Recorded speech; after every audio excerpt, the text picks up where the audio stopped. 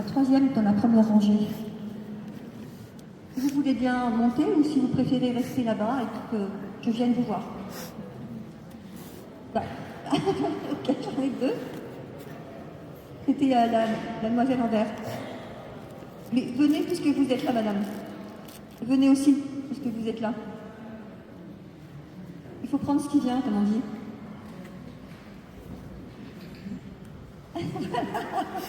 Bon, mademoiselle, vous êtes quelqu'un d'assez sensé, vous êtes quelqu'un d'assez ouvert, quelqu'un qui a beaucoup souffert, notamment suite à un départ, quelqu'un de très proche. Oui, un départ de quelqu'un de très proche. Moi, j'ai plutôt une énergie féminine à côté de vous. Voilà, c'est ça, oui. Votre grand-mère maternelle, oui, qui était très très proche de vous. Oui, mais en particulier, parce que c'est vous qui êtes là.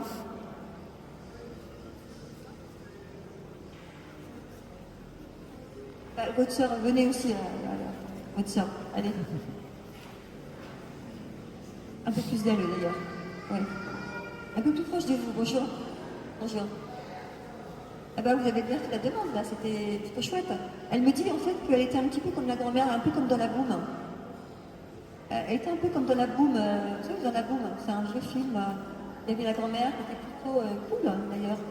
Alors, elle était quand même un petit peu directive dans la vie de votre grand-mère, mais elle avait un amour tout particulier pour vous, pour la famille en général, oui, mais surtout pour vous.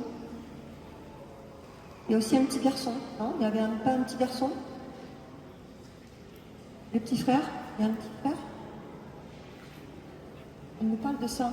Et elle me dit, qui est-ce qui est malade dans la famille, hein? Il y a quelqu'un de malade dans la famille?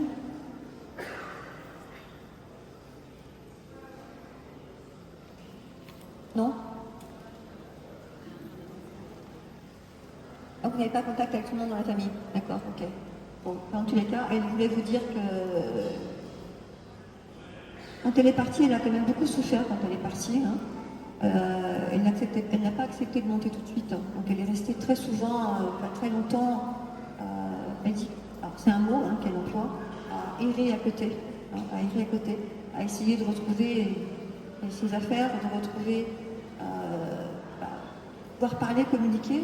Comme elle est très communicative, votre grand-mère, elle est très douce et il y a beaucoup d'amour avec ceux qu'elle aime, pas les autres, hein, aussi, non, pas les autres. Voilà.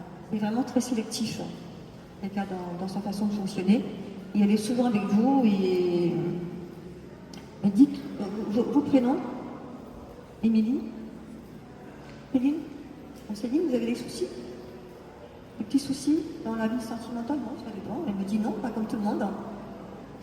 Elle me dit non, pas comme tout le monde. Dans tous les cas, elle vous accompagne pour ça et elle vous dit qu'il y a un grand changement pour vous et qui va se manifester sur 2020, fin 2024, 2025, voire le mois de septembre 2024 et que vous allez réussir à faire ce changement, effectuer ce changement. En tout cas, elle est avec vous. Elle aimait beaucoup les fleurs blanches, votre grand-mère. Elle me montre des fleurs blanches. Alors ça peut être une symbolique, comme ça peut être qu'elle aimait vraiment. Elle aimait la chanson des roses blanches. Merci. En tous les cas, elle va vous envoyer des fleurs, elle va vous envoyer plein de petits cailloux sur votre chemin ou des petites fleurs sur votre chemin. Surtout à vous pour le moment, vous aussi après. Et surtout mademoiselle est impactée en tous les cas, qui a besoin en ce moment de pouvoir se sentir accompagnée. Donc elle vous accompagne, vraiment.